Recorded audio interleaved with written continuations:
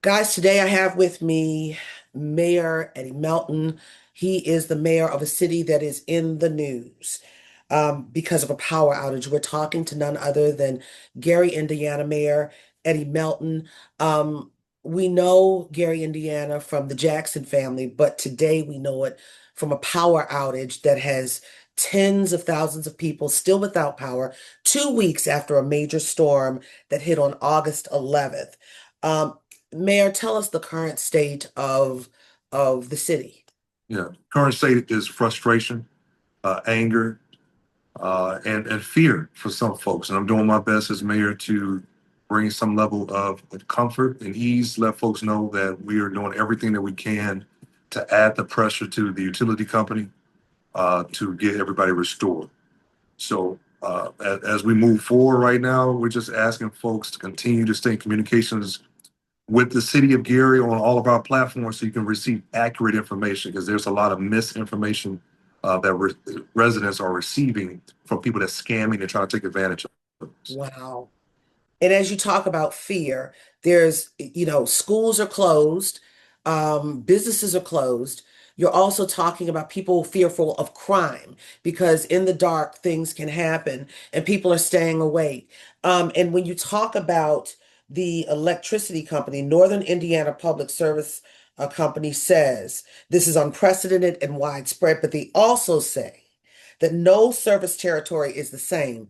But for power outages to be going on for 2 weeks in an area that's low income in some instances, and other areas that had zip codes with higher incomes got power. Can you talk to me about that, please, sir?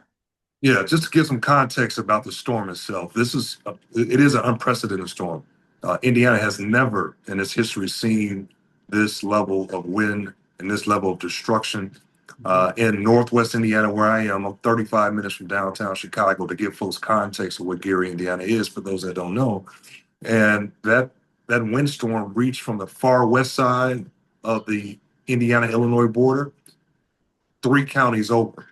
Wow. So and the highest wind speed hit 100 miles an hour, 99 to 100 miles an hour, right in Gary. So we received the brunt of that destruction. Every single block in our 50 square mile radius has been impacted somehow, some way. Gary is a population of 68 to 69,000 people, and almost 90% of that population have been without power. That equates to about 38,000 customers when it comes down to households, when it comes down to businesses, schools, other infrastructure needs. That was the meters that were reported to be out by NIPSCO, the name of the company. So we're now down to, after 2 weeks, about 18,000 people still without power. So as you can imagine, a lot of frustrated, upset individuals are asking a lot of questions of why is it taking so long. Today, what I've done this morning was, after talking to several congressional leaders, is apply more pressure to the utility company saying that we need answers and we need more resources to come in, mutual aid. So right now, they just approved, I would say, about another 80 to 100 new linemen to come in from other surrounding areas. And we're now seeing that process pick up. But because of the public uh, and national Outcry, social attention, media, yeah. is adding that additional pressure to say, why is Gary the last to see that progress? So I want to thank everybody for the support and that energy and effort. So NIPSCO says that everyone should be online by Tuesday, but that's 2 weeks. 2 weeks where you've lost a lot already. And because of that, you have declared a state of emergency for the city. Right. The governor has declared a state of emergency for the state. Talk to me about this going to the White House. Yeah, I was informed that the president has declared a disaster. I believe there's an executive order that has to be executed finally, and I believe some engagement with Congress has to go for it to be finalized and approved. So right now, as we are anticipating FEMA support, the state has stepped in And there is a number that we're encouraging residents to call. The number is 211 that allows you to access the state funding that makes it $5,000 eligible for destruction either to your home, to your car, and other things you have lost. So 211 is the number for Indiana residents to call. And I want to make note that it didn't just impact Gary, Northwest Indiana. We received the wind. Indianapolis in the central Indiana area received a lot of rain. So there's significant flooding in the Indianapolis, central Indiana area as well. It's been a domino effect. And it's been a domino effect. And unfortunate, the pain, the short term is right now. And the long term, I mean, Congress is on vacation. And if the president has to work with Congress for the state of emergency, that's going to take a little while for the declaration to happen, if I'm correct, right? From my understanding. So I believe I was told within the next 24 hours, everything should be finalized. And we're just trying to remain optimistic right now. I'm trying to keep my community upbeat. And folks are getting happy because folks' powers are getting restored. And now life is starting to get back to normal. So we've been encouraging folks that's been reaching out from around the country to how to support us. Folks have been donating to our community foundation, the Legacy Foundation. We have a fund established. You can go to our website, gary.gov/storm recovery. And if you want to make a contribution to help buy food for residents, uh, clothing, folks are literally living in a shelter for the last 2 weeks because they have been either a tree has fell on their home and they can't live within their residence. So we're trying to do the best that we can with the resources that we have. And a lot of folks have stepped up. Lowe's Corporation has come and donated cleaning supplies for folks. And Ms. Ryan, as you know, 10 days, everything in your refrigerator is getting thrown out, Yes. right? So people are literally going to have to start from scratch. So we're raising dollars. We're bringing in some of our corporate support to make sure that folks have the necessities to get back on their feet. So again, it's a domino effect. For Gary, it was the wind that knocked transformers, trees knocked wires down, power outages, and then that goes into drinking water. Some you can't get drinking water in some Yeah, houses. well water. Yeah, some Yes, and then also there's toilets that can't flush because of electricity in some instances. Also, like you say, refrigerators, it impacts everything. And we understand businesses are impacted, but our littlest residents, 4,300 students started school early in August, and school has been closed since August 13th for them. And they that's will correct. close today, correct? That's correct. So Wow. most of our schools have been closed. We had maybe one or two charter schools that started. Um, Most of them were without power. And we Mhm. know one of the safest place for children to be is in school. Yeah. We also know that's probably one of the primary places many of the children are going to have a decent meal. Yes. So that's been one of our primary goals is identifying the children, getting food to them. And listen, if this storm hasn't done anything, it has brought this community together. And folks are joyfully giving back in a way that I have never seen in my adult life. That we're going to keep this momentum going, just to kind of build off of just the camaraderie and community. And our oldest citizens, what about your oldest citizens? Yes, every senior building is back up, thank God. Okay. So we've established a protocol as well for any apartment complex that is 4 stories or higher. They must have a backup generator to ensure that they don't have to go up and down the steps. So we're going door to door in many of these apartment complexes to ensure folks are having food. A lot of our donations are coming through where folks are literally walking up and giving folks plates for dinner and things of that nature. Short term, what is your greatest concern? And then long term, what is your greatest concern?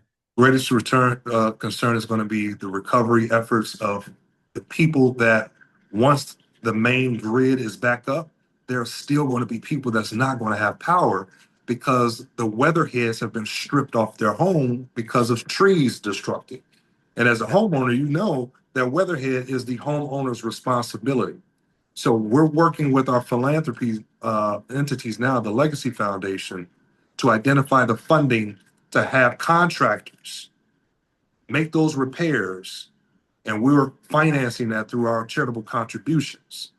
What I've done also is do an executive order to waive all fees when it comes down to uh, permits and things of that nature. So the last, what I want to make sure that folks know, because of that public pressure, we're adding additional pressure to say, once this storm is over, there should be a moratorium on past due bills. There should be a moratorium on past due utility bills. They should waive all fees and fines and late fees of ratepayers and customers of the utility. We're asking for a lot of supplemental support to give folks the comfort of knowing that they were thought about during this tragedy. So NIPSCO is in the center of this.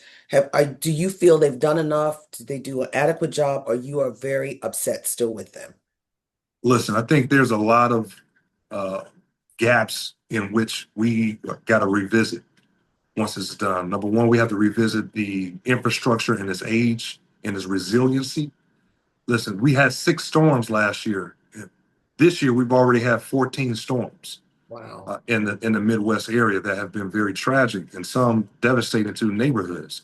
So, what are we going to do is the question that we're asking, to harden the infrastructure to make it more resilient during storms. And typically, communities like Gary, our infrastructure is going to be aged more than a lot of other communities. So, and this is my last question to you. As you talk about infrastructure, this is a federal thing. This goes to a higher level beyond the state. And working with this president who doesn't necessarily embrace communities that look like yours, how are you planning on working with them to get the best, working with the White House and the Republicans right now to get the best that you can for your Gary residents? Yeah. One of the things I would say that we, at least being lucky to live in a red state, Indiana is a super majority red state. I've served as state senator, ranking minority member on the state appropriations committee for a number of years. So the state of Indiana has been in the good grace of the federal government, and that has trickled down to a city like Gary. We've been building that relationship. As mayor, I had to play more of a central role to make sure that residents understand the process, and I build bridges across party lines. So right now, we just finished a great deal with U.S. Steel, a $3 billion investment that President Trump had to approve. And we're seeing the economic benefits of that. But that's on a corporate private side.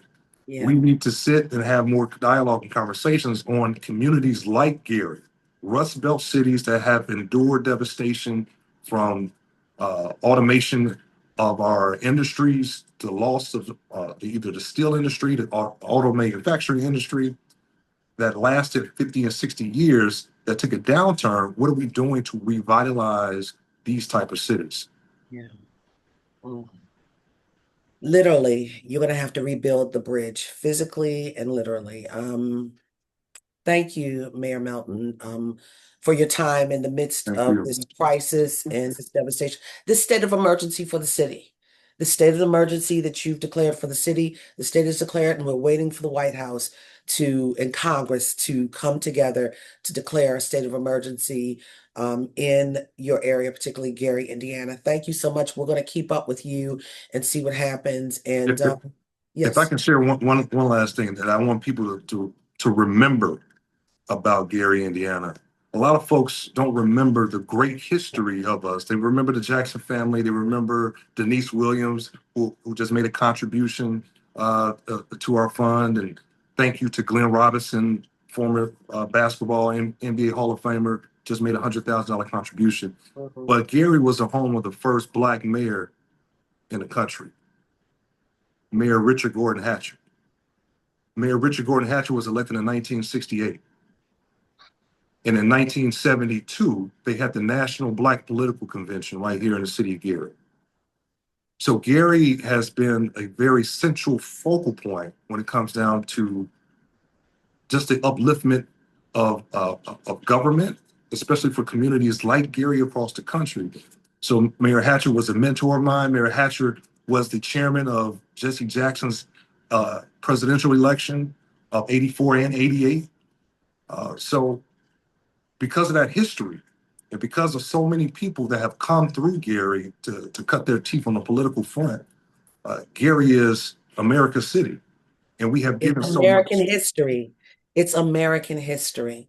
And I'm not just going to say Black history. It's Yeah, American history. And thank you for giving that and telling the narrative and telling the truth in the midst of this pain, because people always want to dismiss. It's important.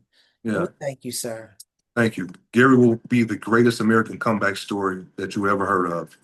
Mark my words. Prayers are with you, and we're going to Thank keep up with you. We're going to keep up with you on what happens. I'm definitely going to be watching and see if Tuesday all the lights, all the electricity back is back on. But the work will continue. The work continues. The work continues, even with that. Yeah. We're pressing them for Sunday, so thank you for your Oh, support. you're pressing for Sunday. I'm Okay. pressing for Sunday. You're pressing for Sunday. They're saying Tuesday. So we'll see. I hope you get what you want. I hope you get your wish. Thank you. I Thank hope you. the people get their power. That's right. Yes, amen. I will talk to you later. Thank you, sir. Thank you. The mayor of Thank you. Gary, Indiana, Eddie Melton. Thank you, sir. Thank you. This was amazing. Hold on, let me stop it. Stop recording. Okay, let me see. I have to stop. Let's see.